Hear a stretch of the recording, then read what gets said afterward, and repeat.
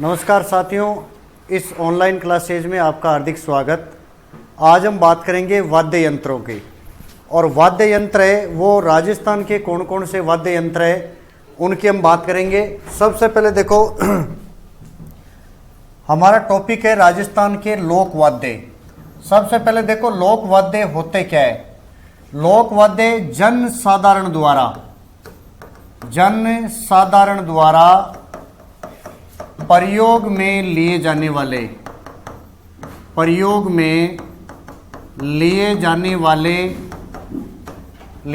वाले संगीत यंत्रों या वाद्य यंत्रों, संगीत के समय जिन वाद्य यंत्रों का प्रयोग किया जाता है उसे बोलते हैं लोक वाद्य यंत्र।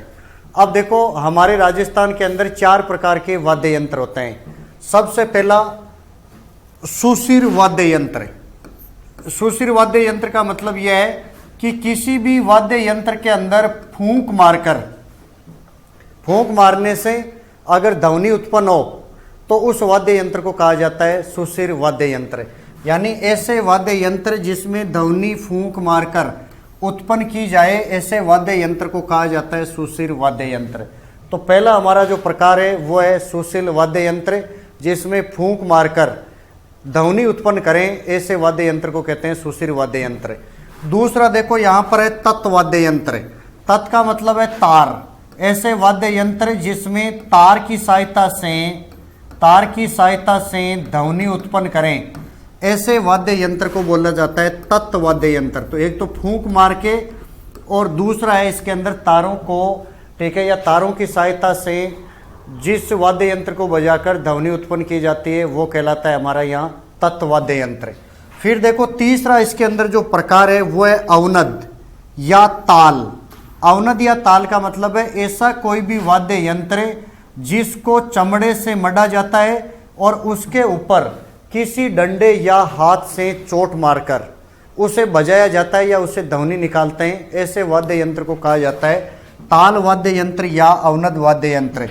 यानी चमड़े से निर्मित ऐसे वाद्य यंत्र जिनको चोट मारने से आवाज उत्पन्न हो, ऐसे वाद्य यंत्र को कहा जाता है अवनद वाद्य यंत्र या ताल वाद्य यंत्र, या जिसको यानी चमड़े से मढ़ा हुआ होना चाहिए और उसके ऊपर चोट मारने से कोई न कोई यहाँ पर ध्वनि उत्पन्न करे, इस प्रकार के वाद्य यंत्र को कहा जाता है अवनद वाद्य यंत्र।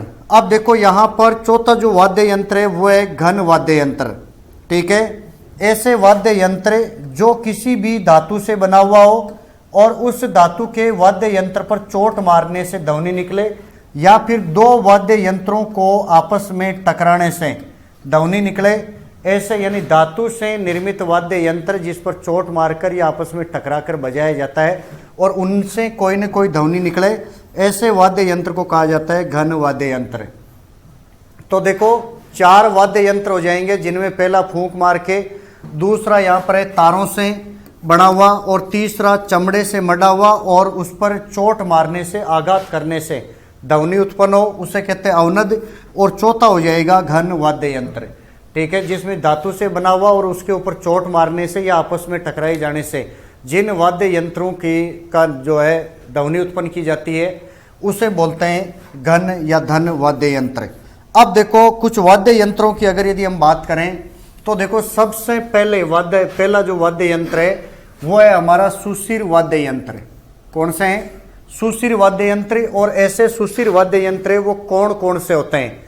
अब देखो यहाँ पर कुछ वाद्य यंत्र दिए गए और उन वाद्य यंत्रों में हम देख सकते हैं कि इस प्रकार के हमें कई वाद्य यंत्र राजस्थान में देखने को मिलते हैं, जिसमें देखो सबसे पहले एक लिखा हुआ है इकतारा। उसके बाद में ये देखो यहाँ पर एक पुरुष है वो सारंगी बजा रहा है। फिर यहाँ पर बीन, जो कालबेल या जनजाति में हमने पढ़ा था कि वो बीन या पूंगी के सारे आवाज निकालकर सांप को पकड़ता है और उसी से सांपों को नचाता है। फिर देखो बांसुरी, शहनाई। उसके बाद में देखो ये धातु से बना हुआ जो मजीरा है, जो दोनों को आपस में टकराकर पूजा पाठ के समय या भजन भाव के समय बजाया जाता है। फिर देखो यहाँ पर आप देख सकते हो ये नगाड़ा है, लकड़ी का चारों ओर इसके ऊपर आकार है और चमड़े से इसे मढ़ा गया है। तो ऐसे में यहाँ पर इसके ऊपर चोट मारने से आवाज निकलती है। फिर ये ढोलक है, ढोलकी है, डमरू है, जैसे आपस में बजाने से। ठीक है। तो कई प्रकार के वाद्य यंत्र, ये देखो लकड़ी की बनी हुई इस प्रकार की जो खड़ताड़ है, जो साधु संत अपने यहाँ हाथ में काम में लेते हैं। तो इस प्रकार के हम अलग अलग प्रकार के वाद्य यंत्र काम में लेते हैं। सबसे पहले हमारे जो वाद्य यंत्र है उनकी हम बात करें, वो है सुशिर वाद्य यंत्र। आवाज जो परिभाषा है वो यह है कि ऐसे वाद्य यंत्र जिनमें फूंक मारकर आवाज उत्पन्न की जा सके, ऐसे वाद्य यंत्र को कहा जाता है सुशिर वाद्य यंत्र। उदाहरण के लिए कौन कौन से हमारे सुशिर वाद्य यंत्र होते हैं, जिनमें सबसे जो प्रमुख जो वाद्य यंत्र है उनकी हम बात करेंगे। और यहाँ पर आप देख सकते हो कि सबसे पहला जो है वो है शहनाई। और इस शहनाई की आप यहाँ पर चित्र देख सकते हो कि इस प्रकार की आपने शादी विवाह के अंदर ऐसा वाद्य यंत्र बजते हुए देखा होगा, जिसमें फूंक मारकर बहुत ही अच्छी और सुरीले स्वर है वो उत्पन्न किए जाते हैं। दूसरा बांसुरी। बांसुरी यहाँ पर आपको देखने को मिल जाएगी कि इस प्रकार की लकड़ी की ये खोड़ी है और इसके अंदर टोटल, ठीक है, 7 प्रकार के छेद होते हैं, जिनको हाथों से दबाकर यहाँ से जो है फूंक लगाई जाती है और उसके बाद में इनके ऊपर इस प्रकार दबाने से, खोलने से एक विशेष प्रकार की और बहुत ही मधुर जो आवाज़ निकलती है वो हमारा वाद्य यंत्र है बांसुरी। इसके बाद में देखो अलगोजा, मुगल, बांकिया, सुरनाई, शंख, तारपी, नागफणी, मोरचंग, सतारा, मेका, सिंगा और नड़, ये सारे के सारे जो वाद्य यंत्र है ये सुशिर वाद्य यंत्र की श्रेणी में आते हैं। इनमें कहीं ना कहीं फूंक मारकर आवाज उत्पन्न या ध्वनि उत्पन्न की जाती है। अब देखो हम बात करते हैं कुछ हमारे प्रमुख जो वाद्य यंत्र है जिनमें फूंक मारकर इनका प्रयोग किया जाता है या फूंक मारकर इनको बजाया जाता है। सबसे पहले देखो, जिनमें से आज तक एग्जाम में सवाल पूछे गए उन वाद्य यंत्रों की हम बात करते हैं। उन वाद्य यंत्रों में आप देख सकते हो कि सबसे पहले दिखने में पता चल रहा है कि यहाँ पर एक लकड़ी की इस प्रकार की नली है और उसके अंदर कुछ छेद है और यहाँ से फूंक मारकर इनको इस प्रकार अंगुलियों को ऊपर नीचे करते हुए कई प्रकार के अलग अलग प्रकार की धुन या स्वर है वो निकाले जाते हैं। तो देखो बांसुरी के किस प्रकार के सवाल है वो एग्जाम में पूछे जाते हैं। सबसे पहले बांसुरी है, इसका उपनाम है मुरली, वेणु, वस आदि, ये सारे के सारे नाम है वो बांसुरी के हैं। बांसुरी है, अगर यदि उपनाम की बात करें तो मुरली, ठीक है, जो हमारे यहाँ कृष्ण का प्रमुख वाद्य यंत्र रहा है। किसका? कृष्ण का प्रमुख वाद्य यंत्र रहा है, इसलिए आप यहाँ देख सकते हो मुरली है, ये इसी का उपनाम है। वेणु भी कहते हैं इसे, वस, ये सारे के सारे उपनाम है वो है बांसुरी के। उसके बाद में कई बार सवाल पूछा जाता है इनके वादक से कि इस बांसुरी का प्रसिद्ध वादक कौन रहा है। तो यहाँ पर देखो बांसुरी के वादक की अगर यदि हम बात करें तो यह इसका सबसे प्रसिद्ध वादक है, उसका नाम है हरिप्रसाद चौरसिया। हरिप्रसाद चौरसिया का संबंध राजस्थान के किस लोक वाद्य यंत्र से है? तो आपको ध्यान ये रखना है कि इसका संबंध है वो बांसुरी वाद्य यंत्र से लिया गया है, यानी ये बहुत ही अच्छी बांसुरी बजाने में निपुण थे।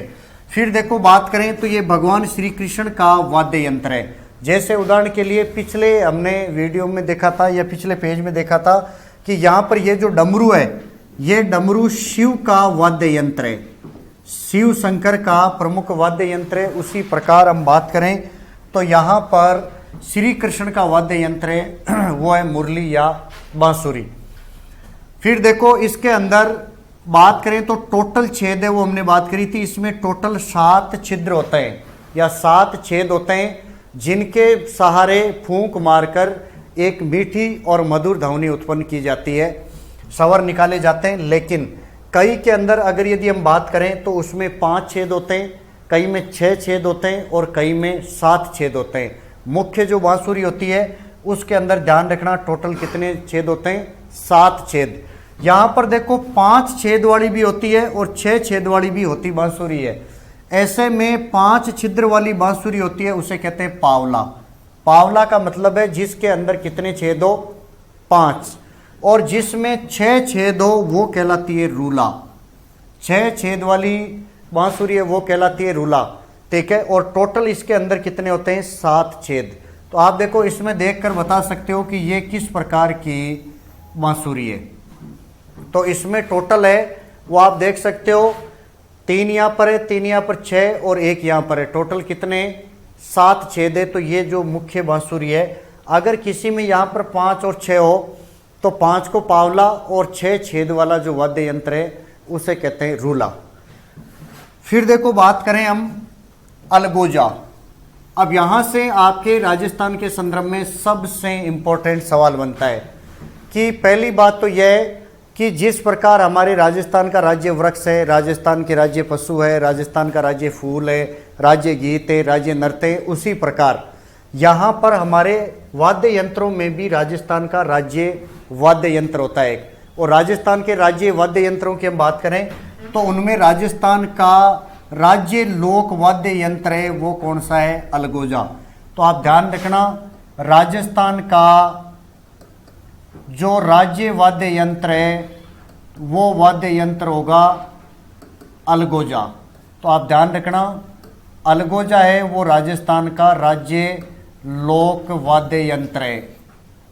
दूसरी बात देखो, निर्माण। निर्माण है वो 2 बांसुरियों को जोड़कर किया जाता है। और आप इसमें तस्वीर में भी ये देख सकते हो कि इसमें ये जो बजा रहा है यही अलगोजा है। एक साथ 2 बांसुरियों को जोड़कर जो बजाया जाने वाला वाद्य यंत्र है उसे ही कहते हैं अलगोजा। अलगोजा राजस्थान का राज्य लोक वाद्य यंत्र है, इसलिए ये हमारे एग्जाम की दृष्टि से बहुत ज़्यादा महत्वपूर्ण बन जाता है। दूसरी बात देखो, उपनाम। बाड़मेर के रण फकीरों का वाद्य यंत्र है ये, यानी बाड़मेर के रण क्षेत्र में रहने वाले जो फकीर जाति के लोग हैं उनके द्वारा इन वाद्य यंत्रों का प्रयोग किया जाता है। फिर देखो, इसके प्रमुख वाद्य यंत्र है वो है धोंदे खां। धोंदे खां किस वाद्य यंत्र से संबंध है धोंदे खां का, तो वो है राजस्थान का राज्य लोक वाद्य है, उस वाद्य यंत्र का प्रमुख वादक है। अब देखो यहाँ पर एक बहुत ही इंपॉर्टेंट जो सवाल है वो यह है कि 1982 में भारत में एशियन गेम हुए थे दिल्ली में, और उन एशियन गेम की जब शुरुआत की गई तो उस समय इस वाद्य यंत्र की आवाज़ के साथ ही इन गेम्स की शुरुआत की गई थी। तो बहुत ही अच्छा जो हमारे यहाँ पर देखने को मिलते हैं कि एशियन गेम के समय जब शुरुआत हुई तो उस समय राजस्थान के जो राज्य लोक वाद्य है उसी की आवाज़ से यहाँ पर इन गेम्स की या इन खेलों की शुरुआत की गई। तो एशियाई जो गेम है 1982 के, उनसे भी संबंध रहा है अलगोजा का। तो यह हमारे राजस्थान का राज्य लोक वाद्य यंत्र है। उसके बाद में देखो आप यहाँ पर देख सकते हो शहनाई। शहनाई सबसे सुरीली आवाज़ निकालती है। शहनाई की आवाज़ है वो सबसे सुरीली भी होती है और संयोग से ये मांगलिक अवसरों पर इसका प्रयोग किया जाता है। और बात करें तो ये विशेषकर विवाह के समय बजती है। ये जब भी बारात निकलती है, बिंदोली निकाली जाती है, बारात की विदाई होती है, इन सभी समयों पर यहाँ पर शहनाई है वो बजती हुई नजर आती है। ठीक है, तो देखो शहनाई से जुड़े कौन कौन से सवाल है। उपनाम है इनका, शहनाई के अलावा इसे नफीरी, नफरी, सुंदरी, शहनाई या हुरनाई के नाम से इसे जाना जाता है। ये सारे के सारे इसके उपनाम है। उसी के साथ इनका प्रयोग कब किया जाता है तो मांगलिक अवसरों पर बजाया जाने वाला वाद्य यंत्र है, और विशेषकर कौन सा मांगलिक, विवाह के समय इसका प्रयोग किया जाता है। फिर देखो प्रमुख इसका वादक है वो है बिस्मिल्लाह खान। यहां से एक बहुत ही इंपॉर्टेंट सवाल आपका बनेगा कि बिस्मिल्लाह खान है वो इसका प्रसिद्ध वादक है, बजाने वाला है। इस कलाकार को 2001 में भारत रत्न से सम्मानित किया गया है। यानी कौन सा वाद्य यंत्र है जिसके वादक बिस्मिल्लाह खान को भारत रत्न से सम्मानित किया गया है। तो यहाँ पर आप देख सकते हो कि बिस्मिल्लाह खान है ये शहनाई वादक है, और इसे इसी कला में पारंगत होने के कारण कला, साहित्य, विज्ञान, प्रौद्योगिकी इनमें भारत रत्न दिया जाता है। चिकित्सा, 5 जो क्षेत्र है इनमें, ठीक है, उत्कृष्ट कार्य करने वाले व्यक्ति को इससे जो है रत्न से या इस पुरस्कार से सम्मानित किया जाता है। ऐसे में यहाँ पर बिस्मिल्लाह खान है उसको इसमें जो पुरस्कार मिला है, तो बिस्मिल्लाह खान है वो भारत रत्न पुरस्कार प्राप्त व्यक्ति है जो इसी शहनाई का प्रमुख कलाकार है। शहनाई सुशिर वाद्य यंत्र में श्रेष्ठ वाद्य यंत्र होता है। इसका मतलब यह है कि फूंक मारकर जितने भी वाद्य यंत्र बजाए जाते हैं उनमें सबसे सुरीली और जो मीठी आवाज निकलती है, ठीक है, वो होती है शहनाई की। उसके साथ ही हम बात करें तो इसे नक्शासी वाद्य यंत्र भी कहा जाता है, ठीक है। यानी ये जब बजाया जाता है तो मुंह से सांस नहीं ले सकता है वादक। नक्शासी का मतलब है कि ये काम या बजाते समय व्यक्ति या वादक है वो केवल और केवल नाकों से ही क्या ले सकता है, सांस ले सकता है। और वर्तमान में इसका जो प्रमुख कलाकार है उसका नाम है हुसैन खां। तो दोस्तों ध्यान रखना, बिस्मिल्लाह खान है, उसे तो 2001 में भारत रत्न मिल गया था इसके, और वर्तमान में इसका जो प्रमुख जो वादक है उसका नाम है हुसैन खां। अब देखो बात करें हम अगले की, तो यहां पर है मोरचंग वाद्य यंत्र, ठीक है, मस्क और तारपी। तो ऐसे जो अन्य है उनके बारे में भी हम बात करेंगे। सबसे पहले देखो मोरचंग क्या है, इसे राजस्थान का यूफ हार्प माना जाता है। यूफ हार्प का मतलब होता है सबसे छोटा वाद्य यंत्र, ठीक है। तो यह राजस्थान का सबसे छोटा वाद्य यंत्र है। उस वाद्य यंत्र का नाम क्या है, उसका नाम है मोरचंग वाद्य यंत्र। तो आप यहां पर चित्र में देख सकते हो कि इस प्रकार का ये जो वाद्य यंत्र है इसे बोलते हैं मोरचंग। फिर देखो मस्क, मस्क एक प्रमुख वाद्य यंत्र रहा है राजस्थान का। इसमें सर्वाधिक प्रचलन है, आप इसे अलवर और श्री सवाई माधोपुर इन इलाकों के आसपास आपको मस्क है वो देखने को मिल जाएगा। और ये धार्मिक आस्था रखने वाले जो भैरों जी के भोपे होते हैं उनके द्वारा इसे बजाया जाता है। ये इस प्रकार का जो आप देख रहे हो ये मस्क है, उसका एक चित्र यहां पर आपके सामने दिखाया गया है। फिर देखो तारपी, कद्दू की लकड़ी से बनता है एवं कथोड़ी जनजाति का वाद्य यंत्र। ये बहुत ही इंपॉर्टेंट सवाल है कि ये जो तारपी है वो इसका संबंध कौन सी जनजाति से है। जनजातियों में से भी सवाल बहुत बार बन जाते हैं, इसलिए हमारे लिए ये बहुत ही इंपॉर्टेंट क्वेश्चन बन जाता है कि कथोड़ी जनजाति का प्रमुख वाद्य यंत्र कौन सा है। तो आप बता सकते हो तारपी है, और बनता किससे है, तो ये कद्दू की लकड़ी से तैयार किया जाता है। उसके बाद में देखो बात करते हैं आगे तत्व वाद्य यंत्र। इसके अलावा तत्व वाद्य यंत्र कौन कौन से हैं, तो देखो परिभाषा की हम बात करें तो ऐसे वाद्य यंत्र जिनमें तारों से ध्वनि उत्पन्न की जाती है। ऐसे वाद्य यंत्र जिनमें तार लगे हुए हो और उन तारों से हम विशेष प्रकार के स्वर उत्पन्न करें, उन वाद्य यंत्रों को कहा जाता है तत्व वाद्य यंत्र, या ऐसे वाद्य यंत्र जिनमें तारों का प्रयोग किया जाए। अब देखो इस प्रकार के हमें कौन कौन से वाद्य यंत्र देखने को मिलेंगे। तो देखो यहाँ पर कुछ वाद्य यंत्र इस प्रकार के होते हैं, इनमें कई प्रकार के यहाँ पर तार है वो लगे हुए होते हैं। उन्हीं तारों को बजाने से, ठीक है, कई प्रकार के स्वर निकलते हैं, आवाज़ निकलती है। उदाहरण के लिए हम देख सकते हैं इकतारा, दो तारा, रबाब, सुरिंदा, टोटा, सारंगी, बपंग, कामायचा, रावणहत्ता, जंतर, कांडी, दुकाको, चिंकारा, सुरमंडल, इस प्रकार के कई जो हमें यहाँ पर देखने को मिल जाएगा। फिर देखो तत्ववाद्य यंत्र के अंदर हम बात करें तो कुछ और भी हमारे यहाँ पर एक तो जंतर वाद्य यंत्र होता है, जंतर वाद्य यंत्र, एक और इसमें ऐड कर लेना दोस्तों जंतर वाद्य यंत्र। इसी में जो तत्ववाद्य यंत्र एक प्रकार का, और दूसरा है रावण हत्ता, रावण हत्ता, ठीक है। रावण हत्ता वाद्य यंत्र है, ये भी हमारे राजस्थान की कल्चर के अनुसार दोनों ही महत्वपूर्ण है। तो आप इनके अंदर ये भी इसमें साथ में जोड़ सकते हो रावण हत्ता और जंतर। ये हमने अलग से इसलिए लिखे हैं कि जंतर वाद्य यंत्र है ये दोस्तों हमारे यहाँ एक फड़े होती है देव नारायण जी की। उस देव नारायण जी की फड़े में, देव नारायण जी की फड़े के समय राजस्थान में जो गुर्जर जाति के भोपे होते हैं उनके द्वारा कौन सा वाद्य यंत्र काम में लिया जाता है, तो वहां पर वाद्य यंत्र काम में लिया जाता है जंतर, ठीक है। और बात करें कि राजस्थान की सबसे लोकप्रिय जो फड़े है वो है पाबूजी की फड़े, ठीक है। तो पाबूजी की फड़े के समय हमारे यहाँ पर रावण हत्ता वाद्य यंत्र काम में लिया जाता है। इसलिए ये दोनों फड़े के समय, क्योंकि ये जो हमारी पहली फड़े है, इस फड़े के समय इस फड़े पर डाक टिकट भी जारी हो चुका है 1992 में, इसलिए फड़े के समय प्रमुख वाद्य यंत्र जो काम में लिए जाते हैं उनकी हम बात करते हैं यहाँ पर। फिर देखो यहाँ पर देख सकते हो आप जी, जिसकी हम बात कर रहे थे, रावण हत्ता। रावण हत्ता कैसे बनता है, क्या है, किस प्रकार का बना होता है, कितनी तार होते हैं। तारों वाले जितने भी जो वाद्य यंत्र है उनमें तारों को लेकर कई सवाल पूछे जाते हैं कि किस में कितने तारे होते हैं। उसके पहले हमने पावला, रूला जो बांसुरी के टाइम में भी पढ़ा, छेदों के आधार पर। यहाँ पर देखो अध कटे नारियल से बना हुआ वाद्य यंत्र है, ये आप देख सकते हो, ये आधा नारियल है वहाँ, यहाँ पर इससे इसका निर्माण हुआ है। दूसरा, कुल तारों की संख्या होती है इसमें 9। ये जो तार जो आपको दिखाई दे रहे हैं इनमें कुल तारों की संख्या होती है 9। तो रावण हत्ता में कुल कितने तार होते हैं, 9 तार।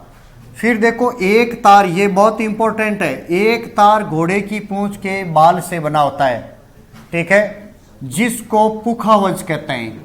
क्या कहा जाता है, पुखावज कहते हैं। और अन्य जो तार होते हैं उसे तरब कहते हैं। अब आपके समझ में आ गया होगा कि 8 तो इसमें तार होते हैं, उनको कहते हैं तरब, जो तार होते हैं। और एक इसमें घोड़े की पूंछ का जो बाल होता है यानी तार जैसा, उसे कहते हैं पुखावज। तो आप ध्यान रखना, कौन सा वाद्य यंत्र जिसमें तारों के साथ एक तार घोड़े के पूंछ के बाल से भी तैयार किया जाता है, तो वो है रावण हत्ता। फिर देखो हमने पहले ही पढ़ा था कि यह लोक देवताओं की फड़े के वाचन के समय उपयोग होता है, लेकिन आपको विशेष ध्यान रखना है यहाँ पर विशेष ध्यान रखना है। और विशेष ध्यान ये रखना है कि यह अन्य पड़ों के साथ साथ पाबूजी की जो पड़े होती है, उस पाबूजी की पड़े में विशेष आपको ध्यान रखना है कि पाबूजी की पड़े के टाइम रावण हत्ता प्रयोग में लिया जाता है। इसके अलावा भी हम बात करें तो चाहे रामदेव जी है, जवाहर जी, डोंगर जी, इन सब की जो पड़े होती है उनमें रावण हत्ता काम में लिया जाता है। तो ये आप रावण हत्ता है उसका चित्र देख सकते हो यहाँ पर कि इस प्रकार का ये अधकटा जो नारियल होता है, इसके ऊपर इस प्रकार ये लकड़ी लगाकर इसमें 9 तार होते हैं, 8 तार होते हैं जिन्हें तरब कहते हैं, और एक घोड़े वाला होता है जिसे पुखावज कहा जाता है। फिर देखो रबाब। रबाब का चित्र आप सामने देख सकते हो, जिसमें कुल तारों की संख्या होती है 4 से 5, और टोंक व मेवाड़ में नकवी जाति द्वारा ये बजाया जाता है, ठीक है। इसमें आप देख सकते हो कि इस प्रकार के तारों से निर्मित ये जो आपको तार दिखाई दे रहे हैं, इस प्रकार के तार लगे हुए होते हैं, इसमें 4 से 5 तार, और इनकी सहायता से इसे बजाया जाता है। फिर हमने बात करी थी जंतर वाद्य यंत्र की, तो जंतर में आप देख सकते हो रावण हत्ता में हमने पढ़ा था कि 9 तार होते हैं, और यहाँ पर जंतर में 5 से 6 तार होते हैं, और इन्हीं की सहायता से बजाया जाता है। और विशेषकर ये देव नारायण जी की फड़े का वाचन करते समय यहाँ पर जो गुर्जर जाति के भोपे होते हैं, गुर्जर जाति के भोपे, उन भोपों द्वारा इसका क्या किया जाता है, इसका प्रयोग किया जाता है। तो ये वाद्य यंत्र। इसके बाद में देखो बात करें तो सुरिंदा वाद्य यंत्र। सुरिंदा वाद्य यंत्र, इसमें कुल तारों की संख्या होती है 10, ठीक है। लंगा जाति द्वारा मुख्यतः ये बजाया जाता है। यहाँ पर बात करें हम लंगा जाति की, ये लंगा जाति के जो कलाकार होते हैं ये हमारे पश्चिमी राजस्थान में होते हैं, पश्चिमी राजस्थान में। और बात करें तो ये मांड गायकी में गाते हैं, और इनके द्वारा इसका प्रयोग किया जाता है। रोइडे की लकड़ी से निर्मित होता है ये वाद्य यंत्र सुरिंदा, और इनका वादन है वो उंगलियों के स्पर्श से, यानी उसके उंगलियों के स्पर्श से इनको बजाया जाता है। अब देखो यहाँ पर अगला है वो है कमाइचा। और कमाइचा की बात करें तो कमाइचा है, उसमें कुल तार होते हैं 16, इसे ईरानी वाद्य यंत्र माना जाता है। ये सवाल यहाँ पर आप ध्यान रखना, ठीक है। दूसरा बात, कमाइचा और सारंगी का आपस में संबंध होता है। कमाइचा और सारंगी का आपस में संबंध होता है। जिस प्रकार की सारंगी होती है वैसा ही वाद्य यंत्र होता है कमाइचा। अब देखो यहाँ पर लिखा हुआ है कि इसे यानी कमाइचा को सारंगी की रानी कहते हैं। क्या कहा जाता है, सारंगी की रानी, ठीक है। इन्हें मांगणियार जाति के लोगों द्वारा, ये भी हमारे मांगणियार है, ये भी पश्चिमी राजस्थान में होते हैं, पश्चिमी राजस्थान में ही ये जाति पाई जाती है। और ये मिरासी जाति के लोग हैं, वो इस कला में, गाने बजाने की कला में पारंगत होते हैं। इस वाद्य यंत्र को पश्चिमी राजस्थान में सरवट भी कहा जाता है, यानी स्थानीय भाषा में इसे क्या कहा जाता है, स्थानीय भाषा में इसे सरवट कहा जाता है। तो यहाँ पर देखो कुल तार है वो 16 है, ईरानी वाद्य यंत्र माना जाता है ये, और ये बिल्कुल सारंगी जैसा ही होता है, इसलिए इसे सारंगी की रानी कहते हैं। उसके बाद में मांगणियार जाति द्वारा ये बजाया जाता है और पश्चिमी राजस्थान में इसे सरवट कहा जाता है। फिर देखो हमारा एक प्रमुख वाद्य यंत्र है सारंगी। सारंगी में कुल तार होते हैं 27, जबकि इसमें कुल तार होते हैं 16। उसके बाद में देखो सागवान की लकड़ी की होता है, ये किसकी, सागवान की लकड़ी से निर्मित है। लंगा जो हमने पढ़ा था पश्चिमी राजस्थान में, और मांगणियार जो हमने पढ़ा था, उन्हीं लोगों द्वारा कामायचा और इसका प्रयोग किया जाता है। सारंगी के प्रकार माल सारंगी, गुजराती सारंगी, डेढ़ फसली सारंगी, ये इसके कुछ उपनाम है। और बात करें कि सिंधी सारंगी, ध्यान रखना, सिंधी सारंगी को इसमें सबसे सर्वश्रेष्ठ माना जाता है। और हमारे राजस्थान में पाकिस्तान बॉर्डर के आसपास जितने भी जो लोग होते हैं वो सिंधी जाति के मुस्लिम लोग हैं जो गाने बजाने का काम करते हैं। सारंगी को कमाईचा का राजा कहा जाता है। सारंगी है उसे कमाईचा का राजा कहा जाता है। यहाँ पर राणा लिखा हुआ है, ध्यान रखना, राजा कहा जाता है। अब देखो यहाँ पर इसका एक दूसरे के विपरीत है कि यहाँ लिखा हुआ है कि कमाईचा को, जो कमाईचा है उस कमाईचा, और एक है सारंगी। इस सारंगी की रानी है कौन, कमाईचा, और कमाईचा की रानी है तो फिर रानी का क्या होगा, राजा। तो यहाँ पर आप देख सकते हो कि सारंगी कमाईचा का क्या है, राजा है, ठीक है, और ये इसकी क्या है, रानी। तो इस प्रकार आप देख सकते हो कि ये है हमारी सारंगी। उसके बाद में देखो बपंग। बपंग की बात करें तो बपंग मेवात क्षेत्र का, मेवात किस क्षेत्र को कहते हैं हम, अलवर को, अलवर और उनके आसपास का जो इलाका है उस इलाके के अंदर बपंग का प्रयोग किया जाता है। यह कलाकार, इसके कलाकार है जहूर खां एवं उमर खां फारूक मेवाती, इसके कलाकार है। उसके बाद में देखो सवर मंडल। पश्चिमी राजस्थान में मांगणियार जाति द्वारा प्रयुक्त वाद्य यंत्र है। पश्चिमी राजस्थान के मांगणियार जाति द्वारा प्रयुक्त वाद्य यंत्र है। इसके अंदर कुल जो तार होते हैं वो 21 या 26 तार होते हैं, या 21 से 26 तार होते हैं इसमें। इसे देखो मृत को किला व सूरज मंडल भी कहा जाता है, यानी स्वर मंडल है, इसमें दो और भी नाम है, इसे किला और इसे सूरज मंडल भी कहा जाता है। तो ये कुछ और सहायक जो यहाँ पर देख सकते हो। अब देखो यहाँ पर 3 नंबर का जो यहाँ पर हमारे वाद्य यंत्र है वो है घन वाद्य यंत्र, ठीक है। घन वाद्य यंत्र यानी ऐसे वाद्य यंत्र जो धातु से निर्मित होते हैं एवं आपस में टकराने या अथवा उन पर चोट मारने से कुछ ध्वनि क्या होती है, उत्पन्न होती है। अब देखो इसमें कुछ इस प्रकार के आपको उदाहरण देखने को मिलेंगे। ये खड़ताड़ है, ये इनको आपस में टकराने से एक प्रकार की विशेष आवाज निकलती है। उदाहरण के लिए देखो इनमें घंटा है, उसमें आपने मंदिर में जाते ही देखा होगा कि मंदिर में घुसते ही इस घंटे को आपस में हम टकराते हैं उस धातु से ही, तो एक आवाज निकलती है।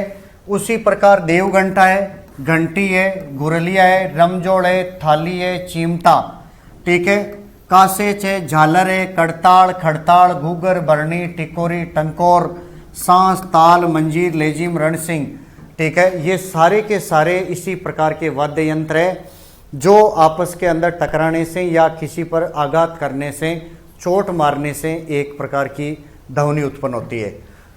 अब देखो बात करें तो खड़ताड़ या कड़ताड़, ठीक है। खड़ताड़ या कड़ताड़ क्या होती है, इसमें आप देख सकते हो कि एक तो ये इस प्रकार का वाद्य यंत्र है जिसे पकड़कर आपस में करेंगे। स्कूलों में इस प्रकार की लेजिम टाइप का सा ये आपने देखा होगा सब लोगों ने, इनमें आपस में इस प्रकार टकराने से आवाज हो रही है। फिर यहाँ पर आप मंजीरा में देख सकते हो कि इन्हें भी आपस में टकराने से आवाज़ निकलती है। सबसे पहले देखो खड़ताड़ या करताड़ है क्या। खड़ताड़ कहते हैं साधु सन्यासियों का प्रमुख वाद्य यंत्र है ये। खड़ताड़ का जादूगर सद्दीक खां मांगणियार जो पश्चिमी राजस्थान बाड़मेर से हैं, इसे माना जाता है उनके द्वारा ये मुख्यतया खड़ताड़ वाद्य यंत्र है वो बजाया जाता है। फिर बात करें हम तो यहाँ पर है करताड़, अंग्रेजी वर्णमाला के ट अक्षर के समान कटोरिया जो है लकड़ी के पट्टे पर लगाकर आपस में टकराकर ध्वनि उत्पन्न की जाती है। उसके बाद में देखो एक लेजिम, लेजिम ने जो इस प्रकार सामने ये जो लेजिम का लगा हुआ है चित्र, इसमें उसे पकड़कर आपस में हिलाएंगे तो ये अंदर वाले जो घुंघरू है ये आपस में टकराने से एक प्रकार की आवाज निकालेंगे, उसे बोलते हैं लेजिम। धनुषाकार आकृति से निर्मित ऐसे वाद्य यंत्र जिस पर घुंघरू लगाए जाते हैं, तो यहाँ पर आप देख सकते हो ये घुंघरू लगे हुए हैं, एवं ग्रासियों जनजाति द्वारा, यहाँ पर ये ध्यान रखना भाई, ग्रासिया जनजाति है उनके द्वारा, जनजाति का क्वेश्चन है विशेषकर ध्यान रखना, ठीक है। इससे पहले हमने एक कथोड़ी जनजाति का भी हमने पढ़ा, ठीक है, और अब हमने पढ़ा है लेजिम जो इस जनजाति का है। फिर देखो बात करें हम तो कांग्रेच ब्रूस के समान आकृति वाला होता है और ये विशेषकर वागड़ क्षेत्र में भीलों द्वारा इसका प्रयोग किया जाता है।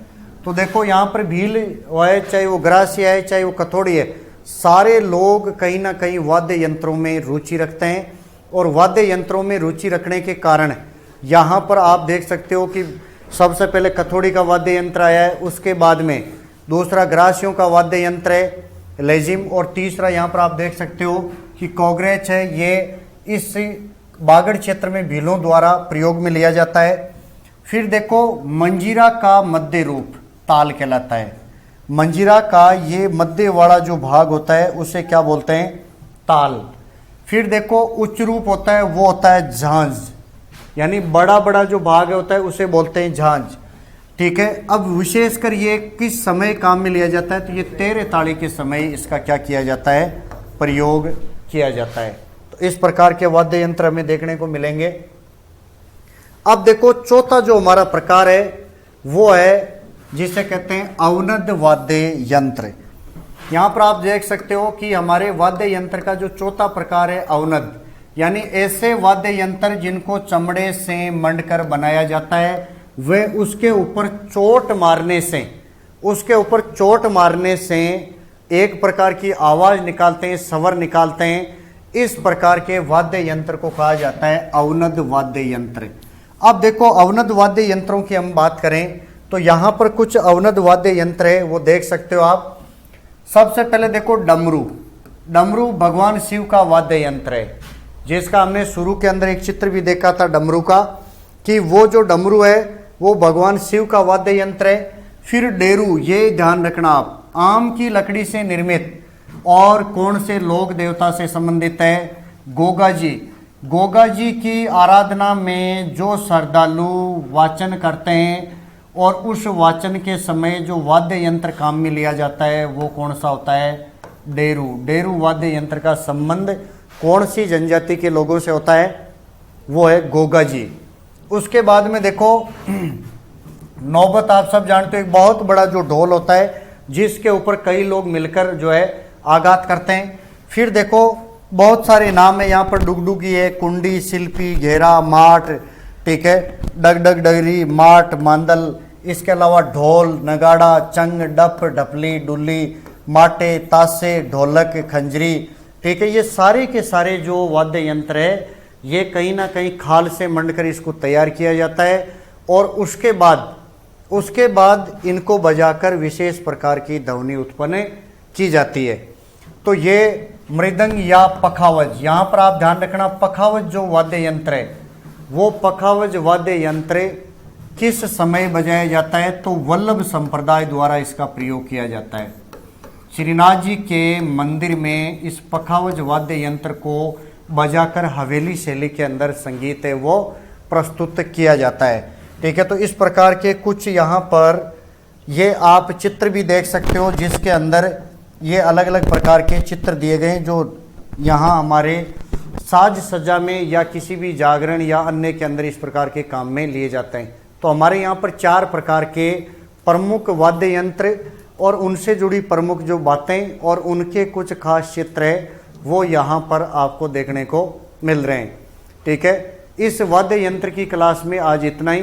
बाकी हम अगली क्लास के अंदर बात करेंगे नेक्स्ट टॉपिक के साथ। तब तक आप सबका धन्यवाद।